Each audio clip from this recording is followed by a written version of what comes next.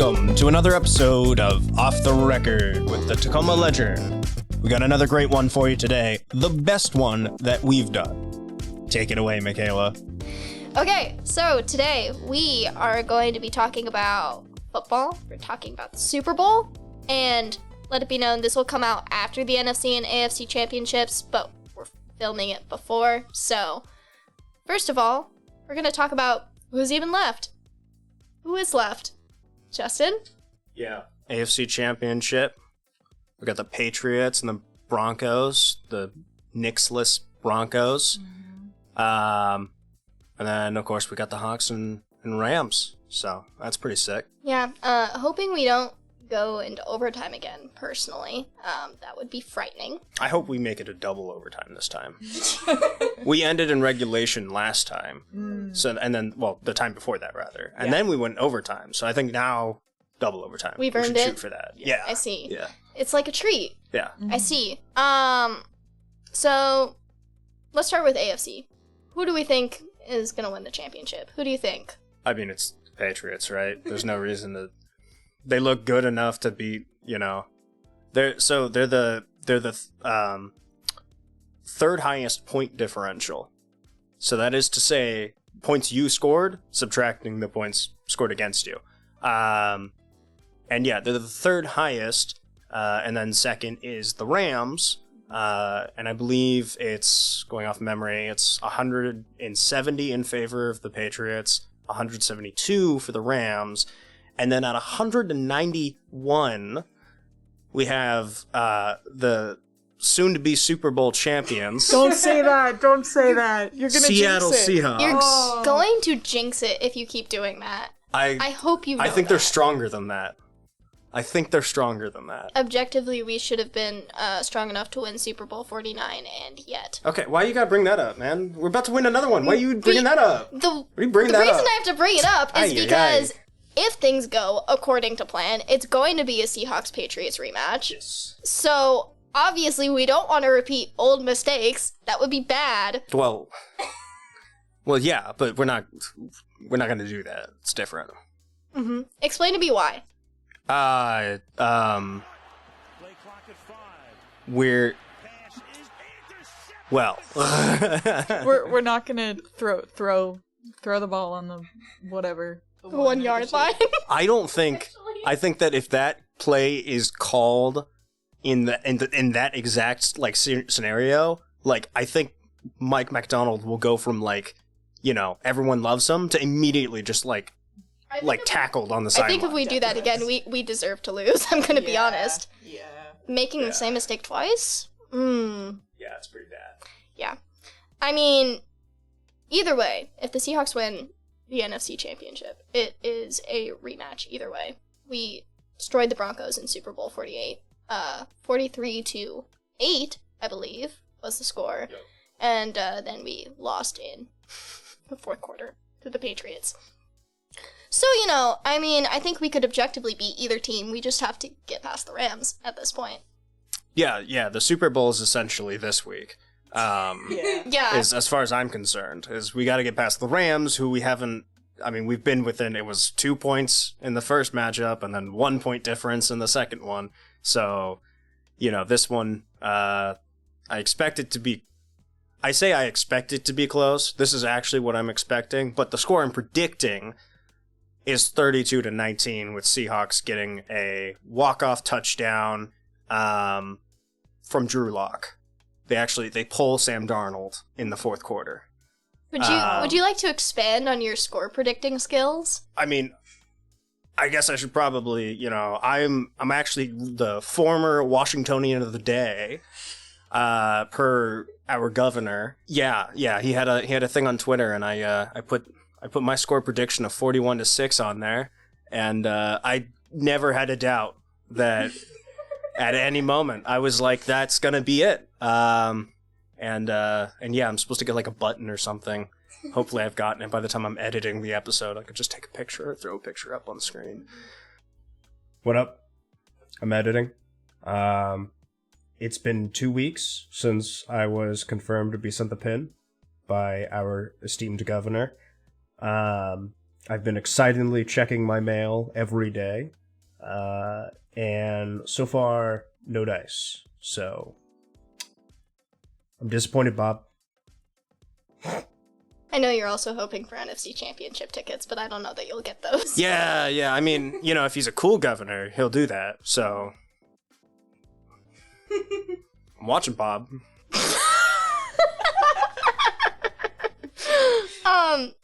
So let's talk about that game for a second. Let's talk about that divisional round. First of all, why did you think we were gonna beat them that badly? They suck. I mean, essentially, yes. It was like, I was like, it's not gonna be a shutout, and then I was like, I'll give them 2 field goals. Okay, so for clarification, I rewatched the highlights right before we started this, because I didn't remember much of what happened after the first quarter. I was rewatching the highlights, and the highlights that they showed of the 49ers weren't all that good. I think they just included them to make them feel a little less bad. No, I think their biggest play was like 9 yards. Something like that, probably. Yeah. But 95-yard return, literally, in the first however long in the game. Yeah. 12 seconds Yeah, or that was so. good. I think we'll do okay. I think we can beat the Rams. I think so. I'm gonna be really sad if we don't. If we don't, I'm just not gonna post the episode. We'll just be real sad at the next one. So, Ella, who are some of your favorite players? This can either be like historically or current. I mean, historically, like I was at the peak of my like childhood Seahawks fandom in, like 2013 to 2015, I would say. So like I'm a big Richard Sherman. I'm a big like Legion of Boom fan. Like they were foundational for me. I'm pretty basic. Like I love Marshawn Lynch. And Russell Wilson has morphed into, that name has morphed to mean something very different than it did 10 years ago, but he will always have a place in my heart, even if he is corny and annoying and fell off. I'm incredibly egotistical. Very true. Mr. Unlimited. I heard that's what they call him. And right now, I just love JSN. Anytime he's on the field, I'm like, that's where my eyes are. I love JSN. Justen, same question to you. Oh, man. Depending on, like, the phase of the moon, I'm kind of like, I like Richard Sherman or I don't like him. It's kind of like, I don't think he cares, so No. I don't think he cares that I like him, so I'll just say that I don't. Because, yeah, he's really, like, the organization should not have cut him when they did, but they did need to cut him. It was just that he tears his ACL and then they immediately just let him go. And it was like, that you don't, like, maybe put him on, like, a pension plan or something, it's just, it just wasn't, like, the way it shook out there. But, I always love Marshawn, still love Marshawn. He's a character. He's like everybody's uncle. Yeah. He's the fun uncle for everyone. Did you hear what he said, either to or about Sam Darnold? Yeah. Yeah. I'm not going to elaborate because I don't think I can say any of that on the podcast. As Marshawn Lynch said, it was Marshawn Lynch. He said that gingers were black. Is essentially what I heard. Yeah. Yes. So I guess keep that in mind. Sam Darnold's been great this year. It's crazy that we've been able to just pick him up, and he's just ready to go. I can't believe the Vikings just let him go. So honestly, like they just let him walk. They got nothing out of it. Kind of a sad decision on their part. Yeah, I got a buddy who's a Vikings fan. He's really mad at the organization, and I'm like, yeah. And I still make sure to, annoy him with like, hey, he's looking great over here. I think historically for me, obviously, like, Legion of Boom is top tier, like, no matter how you think about it. I think Richard Sherman personally is very hilarious, and always has been. He's a very humorous guy. He's a good player. Yes. He's a great player. It's the outside of the playing part that I, Fair enough. I just go back to 2014 NFC championships when he was just bashing Crabtree, and I just I had that memorized at one point because I thought it was so funny. Yeah. But in terms of other players, Tyler Lockett will always hold a special place in my heart, and I miss him dearly, and I want him to come back to the Hawks to retire. Please. I want him back so bad. He deserves to retire with us. He spent just about a decade playing with us, and we just let him go? I don't know how the finances or economics of football really all work out. I figured that much.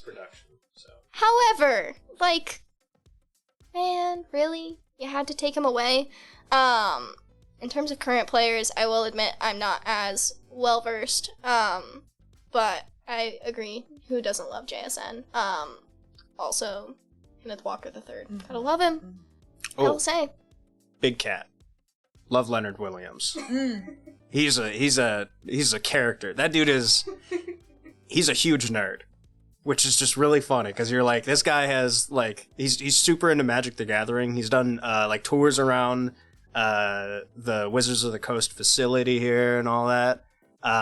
So he's just he's living his dream, which is just really funny because you're like, oh, he's an NFL player and all of that, and he's sitting here nerding out over Magic cards and all that.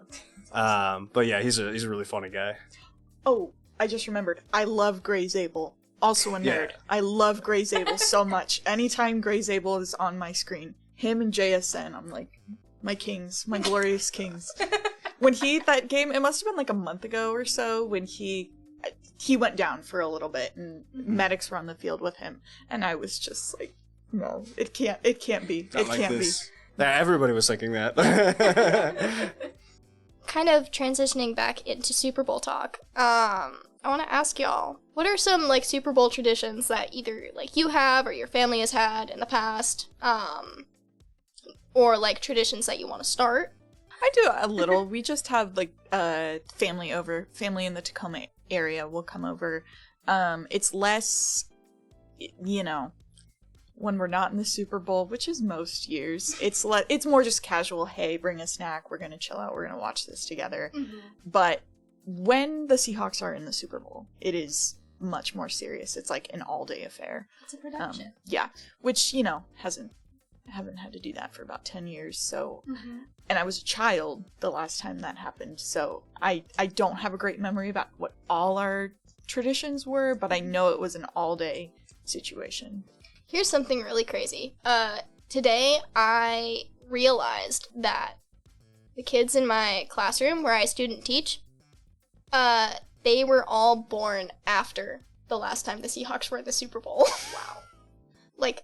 2015, 2016. Just crazy to think about. That's messed up. It's these are 4th graders, and the last time the Seahawks were in the Super Bowl, I was a 6th grader, I want to say. So, kind of insane to think about. Yeah, I think for my family, it's kind of similar. If the Hawks aren't in the Super Bowl, it's kind of just a casual thing. Oh, we'll watch the game, we'll eat food, we'll eat snacks. I have this really weird childhood memory, and I say it's weird because this is a very old childhood memory, and objectively I should have no memory of this because it was the first ever time the Seahawks made it to the Super Bowl against the Steelers, I want to say. I remember being at a Super Bowl party with my parents. I was not even 3 years old when this happened. So, I don't remember anything about the party, but I do remember my dad yelling something about the refs. Yeah, they kind of screwed us over in that one. Yeah, I distinctly remember that. And that's 2.5-year-old me. So you can only imagine the sort of shouting he did. 2015. 2014, I want to say I started watching the game with my mom and my stepdad, actually, at a local restaurant. It's where Tim's Kitchen is now. It used to be the Harmon Brewery. That's where we started watching the game, and I finished watching the game, I think, at my dad's house. They switched us during halftime. But yeah, I feel when the Hawks are in the Super Bowl, it is a production. There's a whole party. There's food. There's a lot of people screaming at the TV. And I hosted people at my place for the divisional round game. I theoretically will host people for the NFC Championship, and I'd like to have a couple people over for the Super Bowl, so they can also listen to my parents scream at the TV. So I kind of like that football kind of like brings that community, even though it might be a little bit aggressive at times. Yeah, I will say that is just comes with the territory with my family watching football, is that we're very, very loud. Some of us more than others, but like on the first play of our last game when Rashid ran back 95 or so yards, you would have thought that, like, it sounded like the house was going to explode. I mean, there were 12 of us in there, I want to say, if that, and it just, I was like, the house is just going to fall over. So much jumping, so much screaming. Yeah, it's fun. I don't know that it got that loud over at my place, but, I mean, there were also, like, half that many people there. And I think objectively only, like, 3 of us were watching. Justen, I wanted to ask you, can you tell us a little bit about how the start of the season went for the Seahawks, and did you think they were going to end up here? Yeah, well, yes, I did. So, I mean, I thought they would end up here last year. Extreme confidence. Yeah, that you have. Yeah, I mean, well, of course. It's more fun when you're delusional, for sure.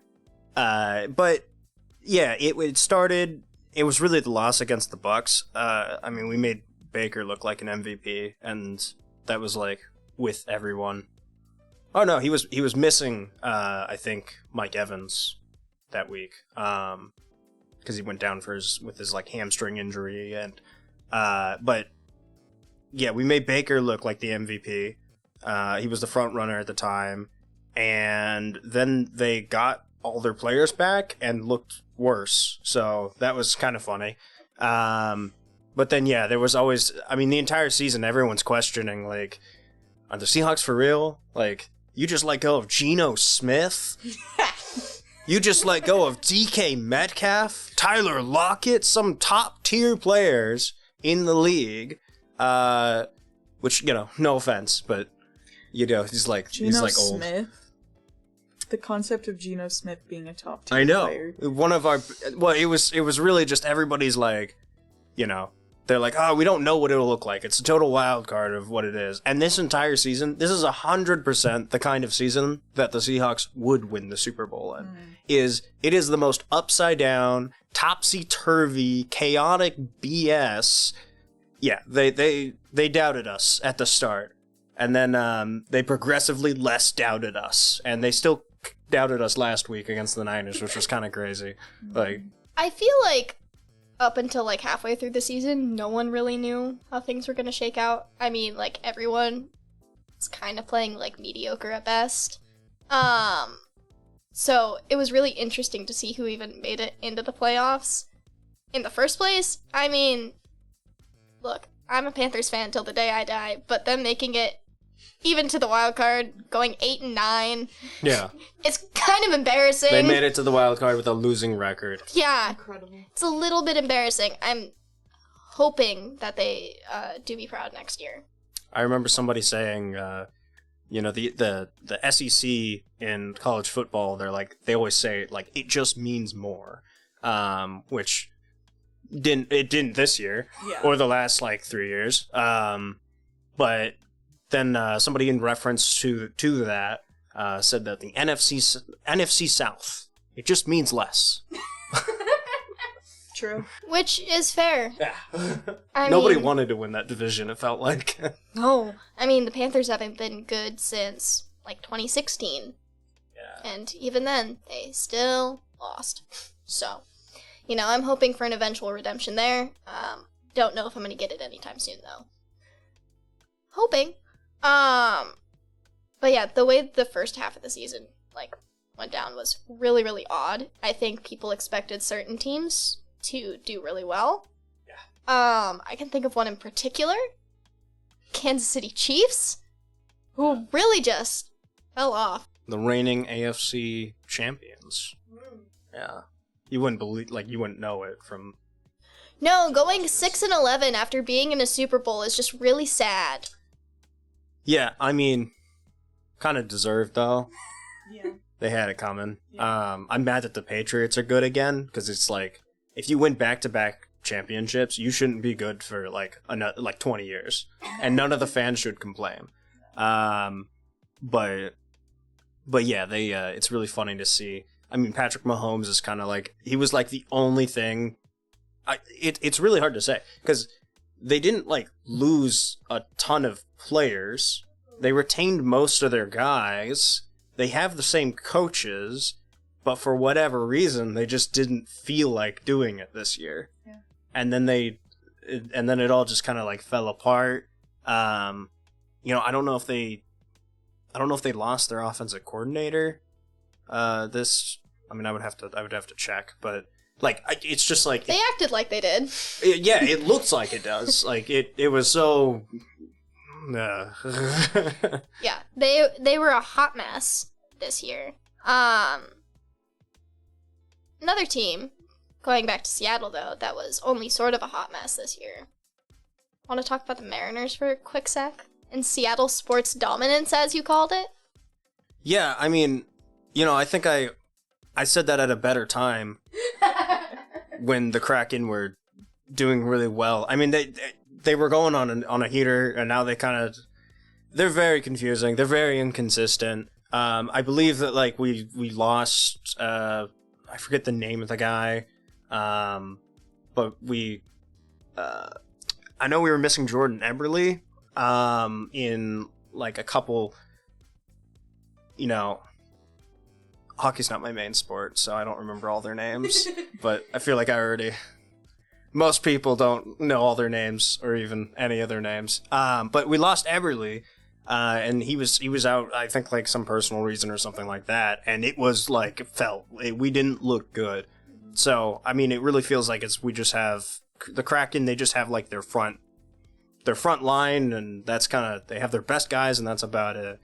The Mariners, I mean, there's hope going into next season. We retained like most of our really impact players. I think I don't think we kept Gino. I'm pretty sure he was too hot and cold.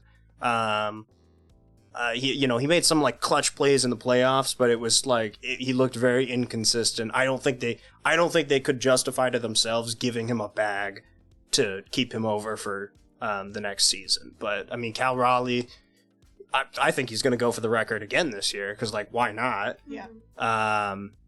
So yeah, it's it's weirdly hopeful as a Mariners fan right now. It's a place I've never been, and it's very like uncharted territory for me. So yeah, it's weird to be vaguely optimistic about the Mariners. Kind of just been like solidly mediocre since 2001, which was before I was even born. And then they were good this season, and then I got mildly invested, and then we choked. So still don't really know how to feel about that. Maybe I just need to not become invested in baseball, and we won't choke. I don't think we choked. I think we lost a good game. I legitimately think, I don't think we looked bad in that loss. It was a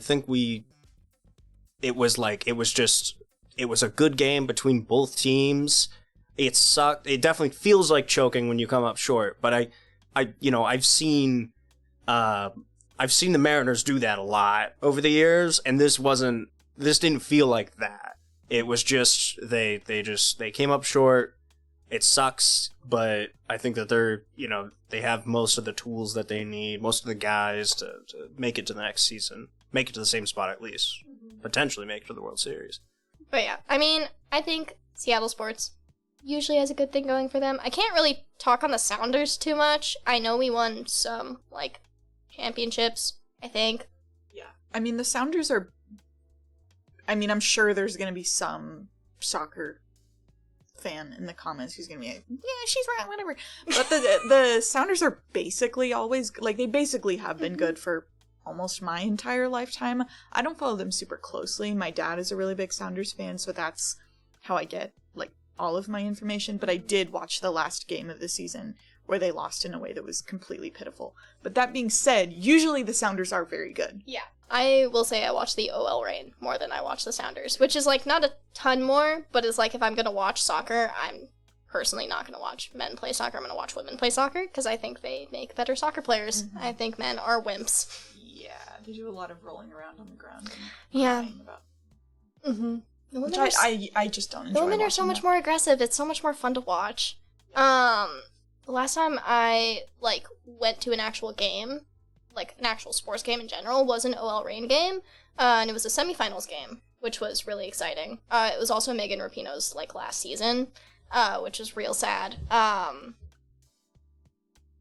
it was a lot of fun. And also, the tickets were only, $16, which I feel like is crazy, considering the prices of normal Seattle sports tickets. Have you guys seen how expensive people are selling NFC Championship tickets for?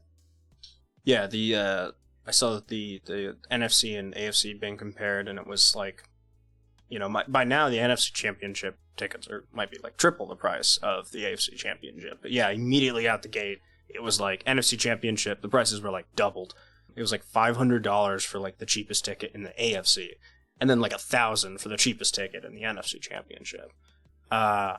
So yeah, it's kind of been a narrative for a while, these last few years, that either season ticket holders are selling their tickets to the opposing fans and all of that, which I get how that's annoying, but also when the team's not good, you can't, if I'm a season ticket holder and the team's not good, I don't want to lose the season ticket, sure, and I know a lot of people are going to have an issue with that, but it's also just it's kind of a hard ask to be give up your season ticket or don't sell your season ticket or anything like that. I'm sure if we had better systems for, I'm only going to sell it to Seahawks fans, then that'd be great. But right now, to my knowledge, we don't really have there's a couple sites or something like that, but we don't have a widely used system for that kind of thing. Or even, selling at a fair value that isn't $1,000. Yeah, I mean, it'd be nice if the tickets were cheaper, but also it's we're kind of the only, Seattle's kind of an outpost in the U.S., they always joke, it's Southeast Alaska. Yeah, so I think it's a good thing to get into, so everyone can fall asleep to this, stats. Specifically advanced stats. So there's a few of them that are widely used. The most common one is EPA, which is just expected points average. It ranges, for an offense, it can range from -14 to +7, I think. And that's essentially saying -14 is I throw a pick 6 on the 99-yard line. I'm right there, which who would do that? But anyway, Who? Geno Smith actually. That's one. Have you guys seen those memes that are Geno Smith killed my entire family and ate my dog? Not with Geno, but I've seen those memes in general. So essentially, it ranges from -14 to I believe +7, and then it's essentially, instead of just saying I got points, it tries to say where the expected points that you're gonna get when you're on your own 1-yard line. You're not expecting to get a touchdown from that point of the field. Whereas if you're on their 1-yard line, you're just a yard away, you're expecting to, run the ball in and score a touchdown and win the Super Bowl and dethrone the Patriots and... Sorry. I got distracted. So that's essentially how the stat works. And our defense through weeks 1 through 18 and also up through the divisional round has clearly the highest. I'll just show you because I don't have the numbers, but consult the graph. Wow. You could see that the Texans defense is good, but they aren't playing anymore. So you can see that top right corner there. That's how good our defense is. We're in a league of their own. The dark side.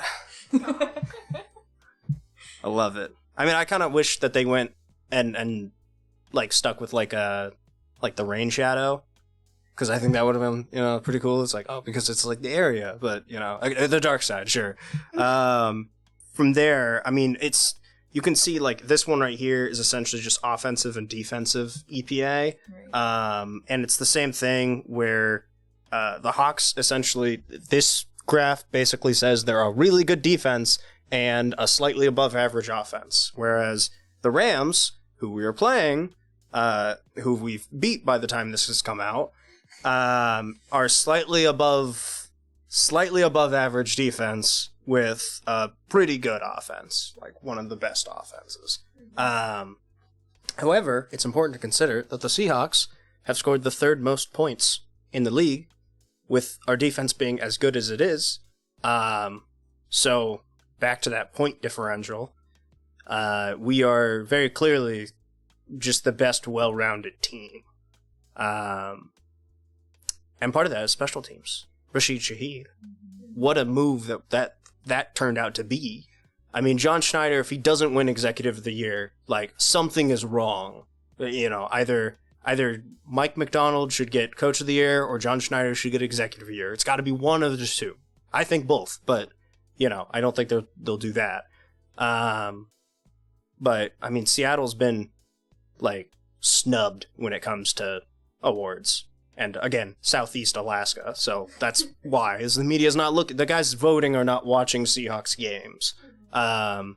Like Byron Murphy should have been Defensive Rookie of the Year. He's gotten no attention from the media this year. He has been, he's been a wall. Like, they do not move him on defense. And that has been part of the reason that our defensive line has been so good. He absorbs double teams from offensive linemen so well that we see all of our other defensive linemen are able to get back and sack the quarterback or pressure the quarterback. It's been just, an elite unit from those guys. And Byron Murphy is one of those guys that absolutely deserves more credit.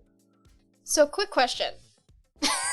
Are we ranked number one in the whole league or just the NFC for defense? We're the number one defense. Okay. So, I think that, so they cut it off at the end of the regular season as like the cutoff for it, so they don't count playoffs, especially because, we have that, like, we get a bye week, so it kind of throws off any stats and all of that. But even if they did include playoffs, it would have only gotten better because the Texans were number 2, and they lost in like a, I forget the final score, but it wasn't even like a close game. CJ Stroud threw like 5 interceptions, or there was 5 turnovers or something. He really embodied his inner Josh Allen, who also kind of basically did the same thing, and got their coach fired, which was a shock. That was, what a boneheaded move that was. That is nuts. They promoted the GM that put together the really bad roster. They said, you're president of football operations, and then we're getting rid of the coach that's like gotten us this far despite our terrible roster. Gotta love it. Follow-up question. Who's the number one offense then? The Rams. So, you know what happens when number one defense, it's number one offense, right? Yeah, I saw Super Bowl 48. Yeah, exactly. Yeah, so that's why they're saying it's the Super Bowl. I think we might actually be safe. So I think actually you should revise your prediction. I think we should go with another 43-8. Personally, I think that would be 43-8. Hilarious. Okay. Yeah, I'm sticking with my 32-19 because I'm pretty sure it involves a safety at one point for us. So does 43-8. Yeah, it does. Yes. First 8 seconds. I don't know. 32-19 was the one I put out there, and that's the one that I got. That's the one I'm manifesting because it accounts for Drew Lock being out there in the fourth quarter, which would be really funny. And he's great. I love Drew Lock. Yeah. He's the Eagles game was like, that was his legacy game. Love that guy. Yeah, I feel like I haven't given enough praise to the special teams. I low-key, like, the next jersey that I want to get, because I only own a Bobby Wagner, and and then the standard, like, 12, fan jersey. I also have some older, like, Sean Alexander ones, and I have, like, 2 sizes of that, and that was just given to me at one point. But the ones I bought, is just those first two. I kind of want a Dixon jersey. Yeah, I have this jersey, which obviously is Marshawn Lynch. I have my Tyler Lockett jersey. And then, for my Panthers, I have a Cam Newton jersey, which I really need to get a new jersey for them. I can't be seen wearing a Cam Newton jersey. Yeah. My parents bought it for me. I had no say, other than I like the Panthers. Yeah, it just makes you look like an asshole. Which I'll censor. What jerseys do you own? I don't own any right now. I used to own just a standard 12, and I was, like, when I got it when I was, like, 13, but I'm a woman now, so I've outgrown that.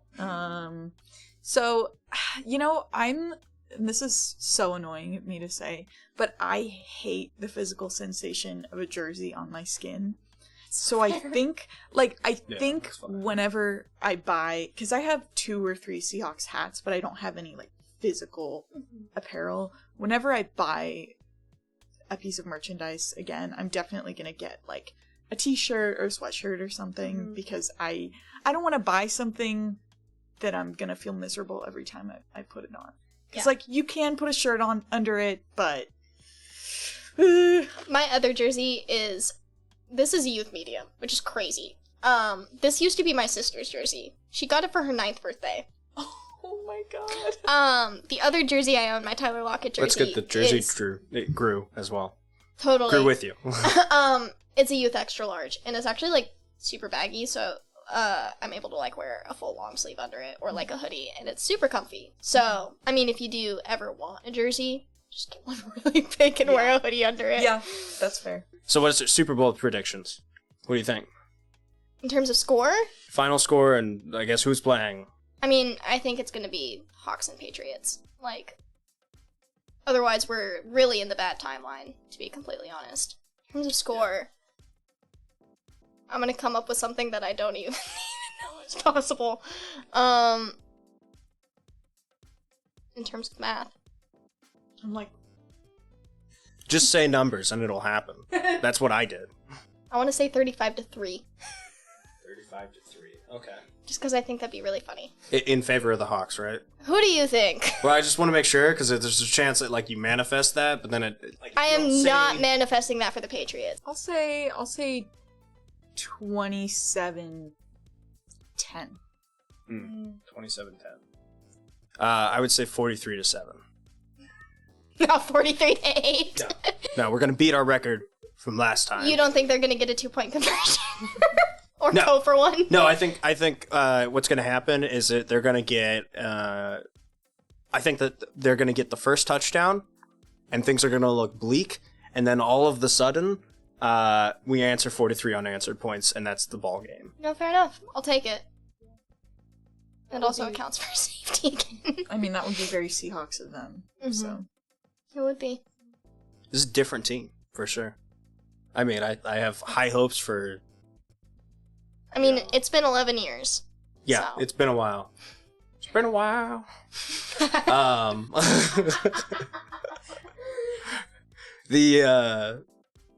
Yeah, I mean, I don't want to say, I've already been saying a lot with, like, we're going to win the Super Bowl, but I don't think we'd stop there. I don't think we would stop at one Super Bowl. Oh, you're manifesting a dynasty, perhaps? Oh, yeah. Yeah, the dynasty that never was is going to become the dynasty that is. Okay, so you're going to manifest that into existence, and when it doesn't happen, we can all blame you for not manifesting hard enough. Why would you blame me? I'm not playing the game. Because you're there. Okay. I mean, I'm not, though. Like, that's my point. I think Michaela and I are pretty superstitious. And more or less. And you're just like, I say it, and it is fine. And I'm just a little crazy. And I'm pretty superstitious. I swear. I am pretty superstitious. He's just also delusional. Like I'm just said. also very delusional. Okay. So, and I mean, you could be superstitious, but I'm Washingtonian of the day. True. So, True. I mean, that's a high horse. Yeah. I think it's hard to beat that, I will say. Mm-hmm. Yeah. I'm kind of qualified. So, anyway, On that note. I guess on that note, bye-bye. Bye.